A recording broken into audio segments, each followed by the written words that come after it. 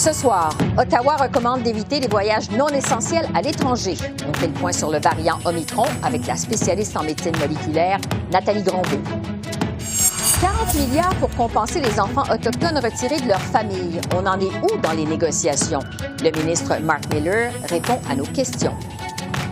Et quoi penser de la réponse de la classe politique fédérale à la loi québécoise sur la laïcité? C'est le retour de notre panel d'observateurs.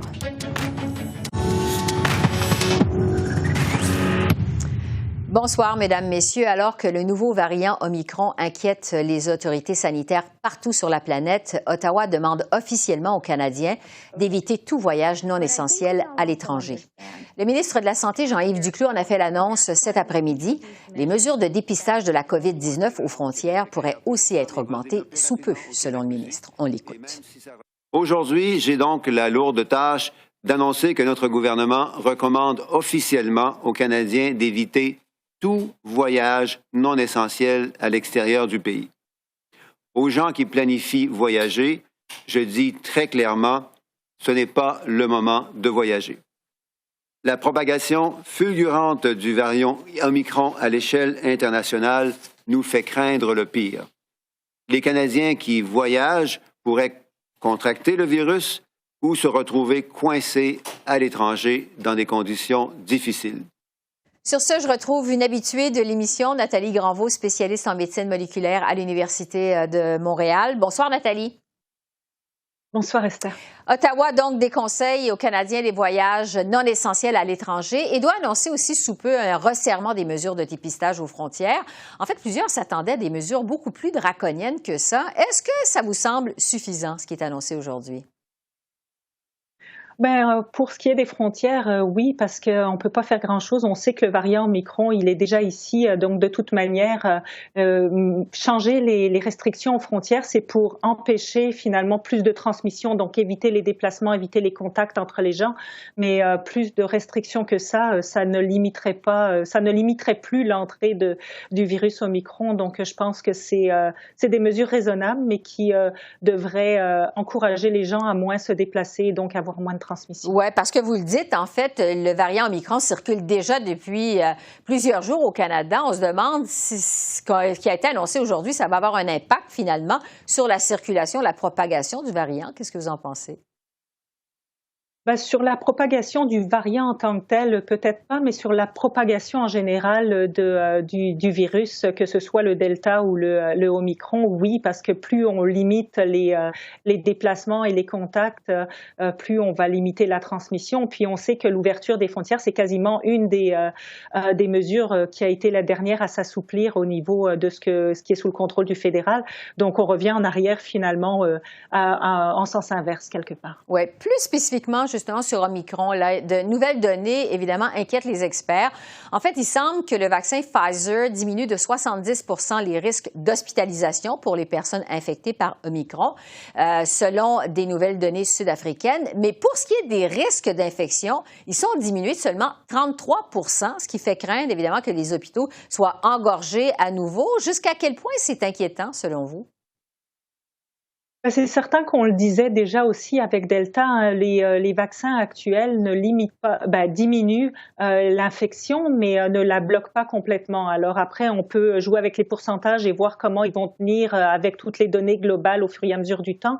Mais je pense que ce qu'il faut retenir, c'est que les vaccins ne protègent pas contre l'infection complètement et contre la capacité de le transmettre. Donc il faut savoir que les vaccins vont nous protéger contre la sévérité de la maladie. Puis on espère que les données que vous avez mentionnées vont se confirmer pour dire qu'il y a une protection avec Omicron contre la sévérité. Mais il faut retenir que pour l'infection, il faut continuer de porter son masque, d'appliquer les mesures sanitaires qui sont en place pour justement limiter cette transmission, éviter les gros rassemblements et les contacts avec des personnes vulnérables. Et je pense qu'on n'a pas le choix. Ça reste la même chose que ce qu'on avait avec Delta, sauf que c'est encore plus rapide. Oui, c'est ça. Vous dites c'est encore plus rapide, plus fulgurant. On se demande, est-ce que ce serait le moment de remettre en place des restrictions encore plus sévères, comme revenir, par exemple, au confinement? Je pense que toutes les gouvernements et les autorités de santé publique vont essayer d'éviter de retourner vers du confinement. Et puis, je pense qu'on n'est quand même pas dans la même situation que ce qu'on a été il y a un an, par exemple, quand les vaccins n'existaient pas encore. Donc, c'est un petit peu tôt pour voir quel va être l'impact ici avec le nombre de personnes non vaccinées qui nous restent, parce qu'on a quand même un très haut de vaccination. Et ça va certainement dépendre beaucoup de l'efficacité réelle des vaccins contre les formes sévères dans le cas de Omicron. Les prochains jours vont nous le dire. Je pense que ce qui va être surveillé beaucoup, c'est les hospitalisations et en fonction de notre capacité à gérer cette hospitalisation qui est quand même encore majoritairement due aux personnes qui sont non vaccinées pour le moment. J'aimerais vous entendre sur la situation au Québec parce que la province recense ce mercredi plus de 2300 nouveaux cas de COVID-19. Du côté des hospitalisations, justement, le Québec repasse officiellement au-dessus du seuil symbolique des 300. Est-ce que le système de santé québécois a la capacité de répondre à ce que le variant Omicron pourrait nous amener? C'est certain que si on limite pas la transmission et qu'on fait pas très attention les prochaines semaines, on va se retrouver avec les personnes non vaccinées qui vont être infectées par ce variant. À la vitesse de la propagation du variant Omicron, si les comportements ne sont pas prudents, on va se retrouver avec beaucoup d'hospitalisations. Par contre, on connaît les moyens. On sait que en évitant les regroupements intérieurs avec beaucoup de monde, en portant le masque. Le masque, c'est certainement la méthode la plus efficace pour éviter ça. On peut l'éviter même si on n'est pas vacciné. Là, on a un retour aussi en télétravail qui est recommandé. Donc, je pense qu'il faut... on va avoir la chance entre guillemets, que l'école termine prochainement. Donc ça va éviter beaucoup toute la transmission qui passe par les écoles. On le sait que c'est encore le cas. Donc on va diminuer cette vague-là. Donc on se croise les doigts, mais il faut, je pense, faire preuve d'extrême prudence dans la transmission les prochaines semaines. Sur la vaccination et la fameuse 3e dose, on sait que ce sont les provinces, évidemment, qui sont en charge de la vaccination. L'Ontario a accéléré l'administration de la 3e dose, alors qu'au Québec, c'est seulement pour les personnes de 70 ans et plus, et ceux, évidemment, qui ont des problèmes de santé. Est-ce que le Québec devrait accélérer l'administration de la 3e dose pour faire face, justement, à la menace Omicron? Je pense que si je lis entre les lignes des communiqués de presse et des annonces qui ont été faites, je pense que la volonté d'accélérer, c'est pas ça le problème, c'est qu'on n'a pas la logistique. Et je pense qu'on avait beaucoup de bénévoles, etc. pour les doses 1 et 2 et que ces gens-là sont retournés au travail. Certains étaient étudiants, sont retournés. On n'a pas cette capacité sous la main. Et puis, je pense que ça a été lent avant de réagir. Donc, finalement, là, on essaye de faire un appel à des bénévoles pour venir aider. Mais c'est peut-être un petit peu tard. Puis aussi, je pense qu'il faut reconnaître que c'est ça. Tout est. Je pense qu'on n'a pas été assez prudent d'avancer rapidement, mais ça va se faire, mais peut-être un petit peu plus longtemps. Oui, parce que le Québec a lancé un appel pour trouver au-delà de 500 vaccinateurs. On verra ce que ça va donner. Sur Noël et les rassemblements maintenant qui s'en viennent, le premier ministre du Québec, François Legault, maintient le nombre de 20 personnes maximum pour des célébrations. Maintenant, il dit que ça pourrait changer quand même. 20 personnes pour Noël. Est-ce que vous trouvez que c'est raisonnable? Écoutez, j'ai du mal beaucoup à voir la cohérence dans l'ensemble, c'est-à-dire que même si on disait demain, vous pouvez pas être 20 pour votre partie de Noël familiale, quand on a le Centre Bell qui est plein pour des événements, je pense que rendu là, c'est difficile de dire aux gens de pas être 20 pour la partie de Noël. C'est pas cohérent. Pour le parti de Noël, je pense que c'est un maximum de 20. Je pense que les gens comprennent si on leur dit qu'il faut absolument limiter la transmission, faire peut-être des plus petits groupes. Je pense que les gens vont réfléchir. Personne ne veut retourner en confinement. Alors, je pense qu'il faut être très prudent et limité, mais c'est un maximum de 20. Je pense qu'il faut surtout pas appliquer ça à la lettre et faire que des parties de 20 personnes pour Noël. Il faut être très prudent les prochaines semaines. Oui, on verra si le premier ministre du Québec va changer d'idée sur ce nombre de 20 personnes. Nathalie Granvaux, spécialiste en médecine moléculaire à l'Université de Montréal. Merci beaucoup de vos lumières. Merci. Merci. Au revoir. Merci à vous. On revient maintenant sur ces 40 milliards annoncés par Ottawa plus tôt cette semaine dans la foulée de la mise à jour économique et qui visent, entre autres, à indemniser les enfants des Premières Nations ayant été retirés de leur foyer. Le gouvernement Trudeau souhaite ainsi mettre fin à une bataille juridique qui dure depuis 14 ans. Alors, pour discuter des négociations qui sont en cours, je retrouve le ministre des Relations couronnes autochtones, Mark Miller. Bonsoir, Monsieur le ministre. Bonsoir, Esther. Donc, l'annonce de ces 40 milliards, ça a été fait lundi. D'abord, est-ce que les négociations entre les partis progressent au moment où on se parle? Oui, on était à un certain état de maturité des négociations où, évidemment, avec la perspective de l'énoncé économique, où on devait ventiler ce 40 milliards qui est divisé essentiellement en deux volets. 20 milliards pour la discrimination historique qui remonte jusqu'aux années 90 et un 20 milliards, en fait, pour en finir avec ce système discriminatoire, c'est-à-dire d'investissement à long terme dans le système de services à l'enfance autochtone pour qu'on ne se ramasse pas en cours du jour au lendemain après avoir payé ces sommes, somme toute historiques pour une catégorie de gens. On parle de beaucoup d'enfants autochtones qui ont passé par ce système et qui ont subi des sévices très graves dans certaines circonstances horrifiques que l'argent ne peut pas nécessairement remplacer. Mais c'est l'état des choses. C'est l'arrêt non seulement de la Cour des droits de la personne, mais aussi 3 recours collectifs qu'on met ensemble, qui est à pouvoir avoir une réponse cohérente pour pouvoir compenser ces personnes. Est-ce que vous vous attendez à un règlement dans ce dossier-là d'ici la fin de cette année? Bien, on a une date butoir du 31 décembre pour en venir à des ententes de principe. Je suis confiant. C'est des discussions qui sont très fragiles quand même, chapeautées puis gérées par Murray Sinclair, que tout le monde connaît très bien, et dans lequel participe le Caring Society, c'est-à-dire la Dr. Cindy Blackstock, l'APN et la Nation Anishinaabe-Aski et les chefs de l'Ontario. Donc, beaucoup de personnes à la table de négociation, beaucoup de prises de position, des discussions très délicates sur un enjeu très délicat lui-même. Mais je suis confiant à ce jour-ci, le 15 décembre. Oui. Il reste encore 2 semaines. Au mois d'octobre dernier, on le sait, votre gouvernement avait annoncé son intention de porter en appel la décision de la Cour fédérale en faveur de ces enfants autochtones et de leurs familles. Pourquoi maintenant cette volonté de régler le litige hors cour?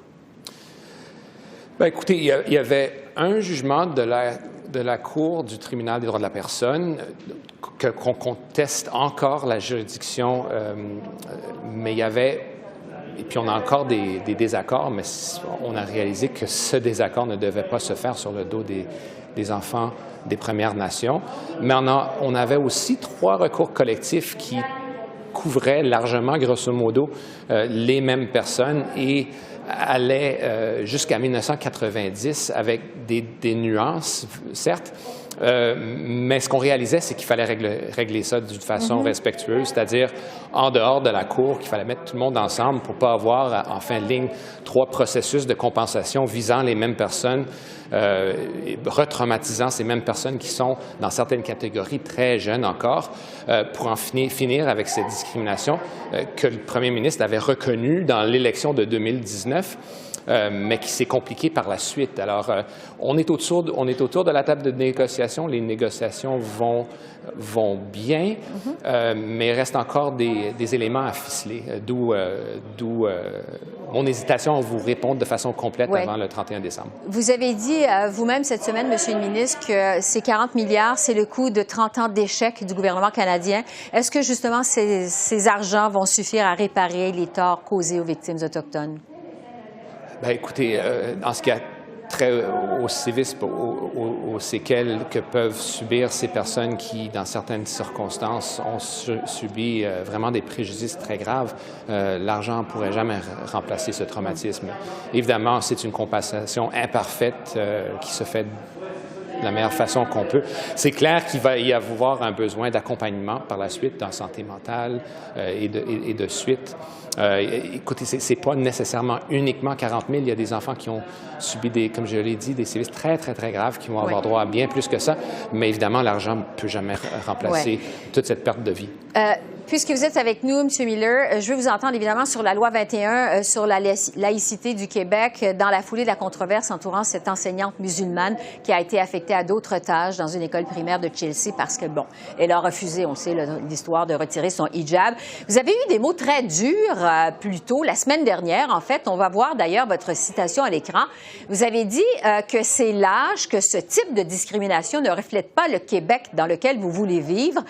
Qu'est-ce que vous pensez du fait que votre gouvernement préfère attendre avant de joindre la contestation judiciaire, contrairement au NPD qui dit qu'il faut il faut contester cette loi dès maintenant? Bien, ma réflexion là-dessus, c'est qu'il y a toujours quand le fédéral s'implique dans un processus judiciaire où quelqu'un réclame la juridiction des provinces, l'envers de la médaille, c'est que les provinces nous traînent en cours constamment. C'est intéressant qu'on passe à ce sujet après avoir parlé des services à l'enfance autochtone, parce que le gouvernement du Québec nous conteste en cours dans le contexte de la loi C-92. On ne se déchire pas la chemise en disant que le Québec devrait garder sa juridiction puis rester chez eux. On fait ça de façon respectueuse dans la cour. On a toujours dit très haut et fort que c'était discriminatoire. On était contre cette loi. Ça ne me surprend pas que la personne visée, principalement, c'est une femme qui est voilée dans une situation d'enseignement où c'est pas nécessairement ce qu'aurait visé cette loi d'emblée. Mais la réalité, c'est que la loi est contestée. Il y a des enjeux qui sont de nature fédérale, que ce soit la place de la religion dans la Constitution, que ce soit la place de l'égalité des femmes et des hommes devant la Constitution, que ce soit l'usage abusif de la clause non-obstante. Ce sont des enjeux fédéraux. Et puis, le premier ministre n'a jamais hésité à dire qu'on n'exclurait jamais une intervention. Oui, mais justement, sur le fait que votre gouvernement laisse la porte ouverte à une contestation, mais sans s'engager comme tel, est-ce que ça vous satisfait, vous, cette réponse de M. Trudeau? Moi, ce qui me satisfait, c'est de voir des Québécois contester la loi. La défense des minorités, c'est par définition une chose qui n'est pas populaire, mais c'est la raison pour laquelle je suis rentré en politique. Je représente des gens qui sont à forte proportion des minorités, que ce soit des minorités musulmanes, juives, sikhs ou autres. J'ai aucune hésitation à les défendre dans un État de droit qui se réclame d'être laïque. Le Québec, c'est l'un des États les plus laïques au monde. Alors, je pense qu'il y a un faux débat ici. Oui. Vous espérez quoi en bout de ligne, M. le ministre, de ce dossier-là? J'espère la justice, Esther. Vous espérez la justice? Bien, je ne veux pas voir quelqu'un de congédié parce qu'elle porte un voile, c'est ridicule. Puis même les enfants en cours le réclament. Marc Miller, ministre des Relations couronnes autochtones, merci beaucoup. Merci.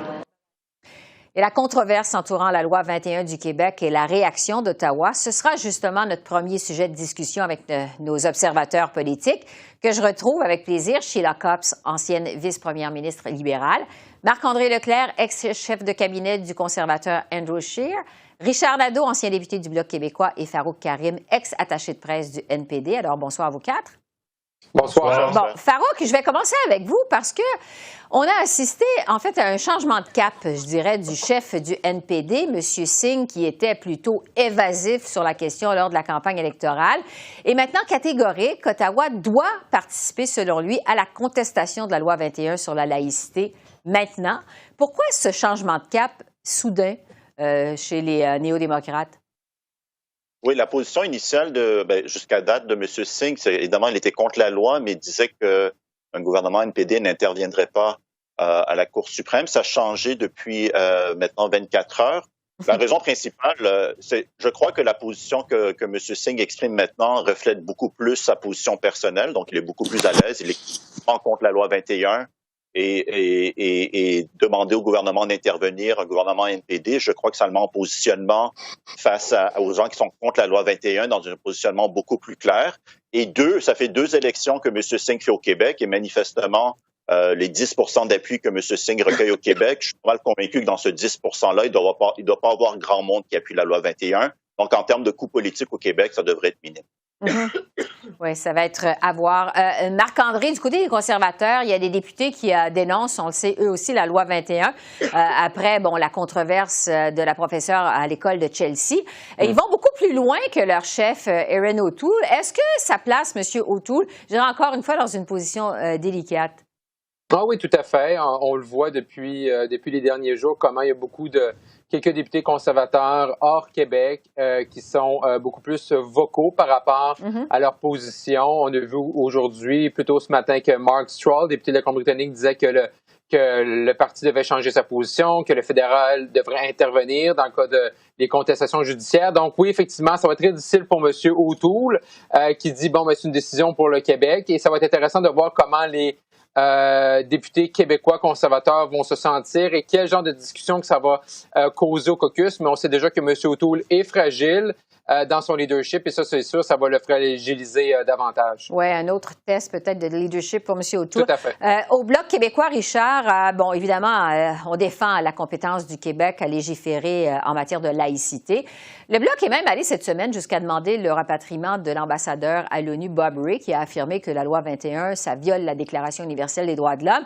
Est-ce que vraiment le Bloc pense que ça va avoir un impact? Écoutez, pour ce qui est de M. Rae, on va le laisser de côté. Là, c'est un ambassadeur du Canada qui s'en permet beaucoup. Il aurait bien aimé être premier ministre libéral, lui qui avait été premier ministre NPD en Ontario. Il y en a une chose qui demeure, c'est que la division entre la religion et l'État doit être exprimée. La laïcité de l'État, ça veut dire que toutes les religions ont droit de citer, mais que les représentants de l'État ne doivent pas favoriser une religion ou une autre. Une fois qu'on a dit ça, on a des principes là, fondamentaux qui sont des principes qui ont été élaborés par les révolutions libérales comme les mouvements qui veulent la laïcité, qui veulent une vision sociale d'égalité parmi tous dans la société et dont l'État se dégage d'une représentation. Mais qu'est-ce que vous pensez de la réaction, juste pour revenir sur l'histoire de Chelsea, cette professeure qui a été réaffectée à d'autres fonctions parce qu'elle ne veut pas enlever son hijab. Qu'est-ce que vous avez pensé de la réaction du Bloc relativement à cette controverse? Écoutez, il y a une chose qui est certaine, c'est que Mme Anne-Vary est allée déclarer dans le journal ontarien anglophone d'Ottawa que son geste était un geste politique pour démontrer son désaccord avec une loi de l'Assemblée nationale du Québec, qui est une loi tout à fait légitime. Même Mme Anglade du Parti libéral du Québec dit qu'elle ne peut pas appuyer Mme Anne-Vary, le Bloc québécois sûrement pas. Et puis de jouer le Canada anglais qui joue du Québec bashing en prenant cette personne comme martyr, n'est-ce pas, d'une loi portant légitime au Québec, démontre à un moment donné que le gouvernement fédéral ne respecte pas les compétences du Québec dans la matière de légiférer au niveau d'embaucher des enseignants. Sheila, vous venez d'entendre vos collègues. Oui, allez-y. Vous voulez répondre à Richard, allez-y. Prenons pas le cas de Chelsea, mais par contre le cas du chef du NPD.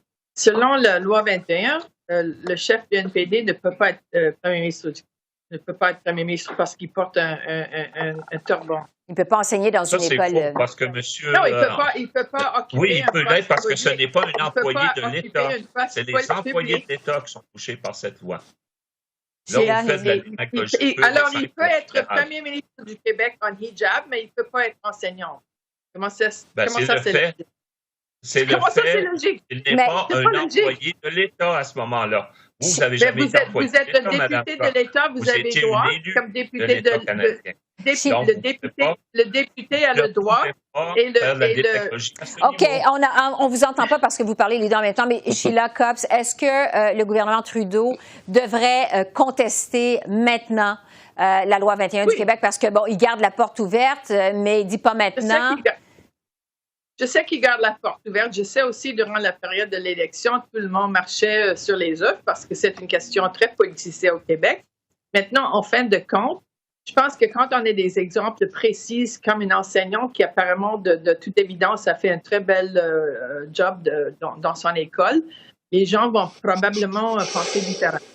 Mais dans le cas du Parti libéral fédéral, oui, le premier ministre du Canada doit doit aller de l'avant avec une plaidoyer ensemble avec les autres intervenants dans la Cour. Oui, parce qu'entre-temps, il dit qu'il ne veut pas donner l'excuse au gouvernement du Québec d'une ingérence fédérale dans les compétences provinciales. Right. Bon, je vais vous entendre sur le bilan de ce début de session parlementaire. On s'en va vers la pause du temps des fêtes dans 2 jours. Ça aurait été un court début de session parlementaire, 4 semaines seulement.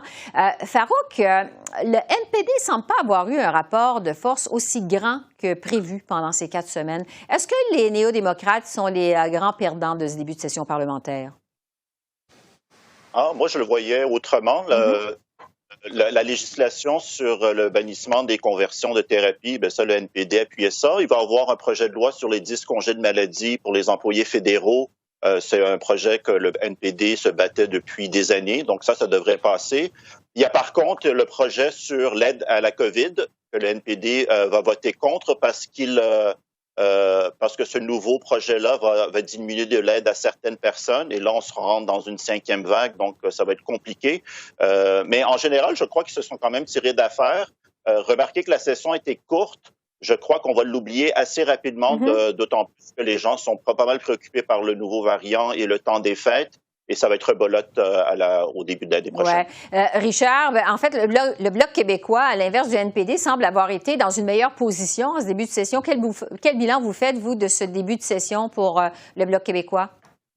Écoutez, il faut cogner sur le clou, par exemple, des transferts en santé. Déjà, avec la mise à jour de Mme Freeland d'aujourd'hui, on ne tient pas à transférer l'argent aux provinces, alors que c'est une demande non seulement du Québec, mais de l'ensemble des provinces. On dit qu'il faudra attendre au prochain budget. Met tout son poids à cet égard.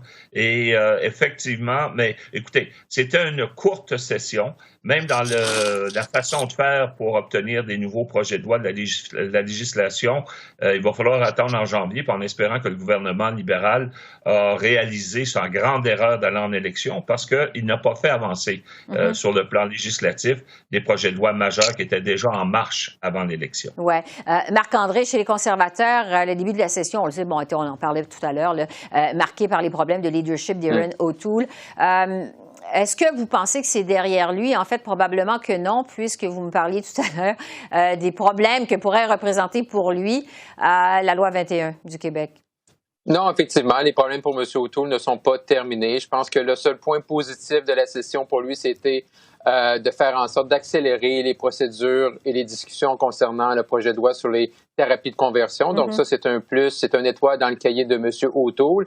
Sinon, les questions par rapport à son leadership ne sont pas terminées tant et aussi longtemps qu'il n'y aura pas le vote des membres, donc qui est rendu, qui est cédulé, là, planifié pour août 2023. Ça va être très difficile pour M. O'Toole d'avoir les coups des franges. Moi, si j'avais un conseil à lui donner, ce serait peut-être de devancer au moins à l'été 2022 pour que les membres puissent se prononcer et qu'après ça, M. O'Toole puisse agir en conséquence des résultats. Sheila, dans ce début de session, il y a eu aussi des spéculations sur l'avenir de M. Trudeau, parce que là, on spécule un peu sur l'avenir de M. O'Toole, mais il y a eu des spéculations également sur l'avenir de M. Trudeau. C'est fait demander d'ailleurs le premier ministre dans les entrevues de fin d'année s'il allait se représenter à la prochaine élection. Il répond oui à chaque fois. Mais quel est l'avenir, selon vous, pour Justin Trudeau? Je pense qu'après l'élection, qui n'a pas résolu nécessairement leur but de majorité, quand même, le gouvernement a très bien géré les dossiers et de COVID et aussi comme on suggère, les grands projets de loi comme sur la conversion, la thérapie de conversion. Alors, ça a l'air d'aller assez bien pour le moment. Il y a quand même des nuages dans l'horizon. C'est la question de l'inflation qui est toujours soulevée par le critique financière des conservateurs. Mais en général, je pense que le gouvernement s'en est sorti assez bien. C'est sûr que M. Trudeau va dire qu'il va rester parce que le moment où on dit qu'on ne reste pas, on devient une coquille vide. Alors, on est mieux juste de continuer, mais est-ce qu'il sera là aux prochaines élections? C'est seulement M. Trudeau qui le sait. Oui, c'est ça. Et ça, il risque de subir les spéculations encore beaucoup en 2022. Alors, Sheila, Marc-André, Richard et Farouk, merci beaucoup. C'était notre dernier panel, trop rare au cours des dernières semaines. Mais bon, les événements à la Chambre des communes, faisant en sorte qu'on ne pouvait pas se rencontrer pour notre rendez-vous du mercredi. Donc, vraiment, on vous souhaite de joyeuses fêtes à tous les quatre et au plaisir de vous retrouver à la reprise des travaux aux communes à la fin du mois de janvier. Merci à vous quatre. Merci. Merci, au revoir. Joyeuses fêtes. Joyeuses fêtes. Alors voilà, c'est comme ça qu'on a vu l'essentiel de l'actualité de ce mercredi 15 décembre sur la colline parlementaire à Ottawa. Esther Bégin qui vous remercie d'être à l'antenne de CEPAC, la chaîne d'affaires publiques par câble. Je vous souhaite une excellente fin de soirée et je vous dis à demain. Au revoir.